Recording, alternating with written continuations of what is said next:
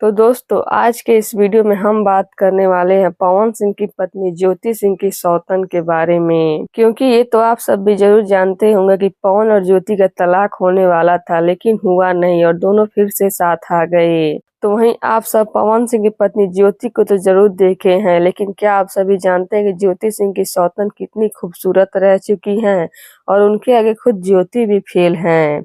जी हाँ, और आज हम आपको उन्हीं को दिखाने वाले हैं जिनको देखकर आपके होश उड़ जाएंगे। तो अगर आप सभी देखना चाहते हैं और जानना चाहते हैं इनकी सौतन कौन है, तो हमारे वीडियो के साथ अंत तक बने रहिएगा। और हम वीडियो में आगे बढ़े उससे पहले आप हमारे वीडियो को लाइक कर दीजिए, चैनल को सब्सक्राइब कर दें और हमारा वीडियो देखने के बाद शेयर करना ना भूलें। तो चलिए बढ़ते हैं वीडियो की तरफ और आप सभी को हम मिला देते हैं ज्योति की सौतन से। तो जैसा कि आप सभी पवन सिंह की पत्नी ज्योति को तो देखते ही होंगे और पवन की पत्नी तो काफी खूबसूरत है ही। तो वहीं ये भी आप सभी जानते ही हो कि अभी हाल ही में इन दोनों के बीच तलाक को लेकर काफी विवाद हुआ था, लेकिन ऐसा हुआ नहीं, दोनों तलाक नहीं ली और फिर से साथ आ गए। लेकिन क्या आप सभी जानते हैं ज्योति सिंह की सौतन कौन है? जी हाँ, जो कि काफी खूबसूरत रह चुकी है और अपनी सौतन के आगे ज्योति भी फेल है। और ज्योति की सौतन कौन है ये हम आप सभी को बता दें तो दरअसल बात यह है कि पवन की ज्योति से पहले 2 बार शादी हो चुकी है। जी हाँ, और पवन की पहली पत्नी का नाम रीना सिंह है। वैसे तो इस पर कोई यकीन नहीं करता, लेकिन ये सच है, इनकी शादी हुई थी और इनकी शादी मात्र 3 महीने ही चली थी,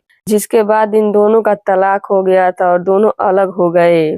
जैसा कि आप सभी देख ही रहे होंगे, रीना सिंह जो कि काफी खूबसूरत है, लेकिन अभी इनकी उम्र हो चुकी है। और पवन की दूसरी शादी नीलम सिंह से हुई थी, जो कि काफी खूबसूरत थी और पवन के भाभी की बहन थी, लेकिन इनकी भी शादी भी 4 महीने चली थी और नीलम इस दुनिया को ही छोड़कर चली गई। नीलम खुदकुशी कर ली थी। और ये आप सभी देख ही रहे हो कि नीलम कितनी खूबसूरत है, इनके ज्योति भी फेल है। तो अब आप सभी को हमने ज्योति की सौतन को दिखाया, तो अब आप सभी को ज्योति की सौतन क्या कैसी लगी और क्या ज्योति इनके आगे फेल है, अपनी राय कमेंट बॉक्स में जरूर बताइएगा। धन्यवाद।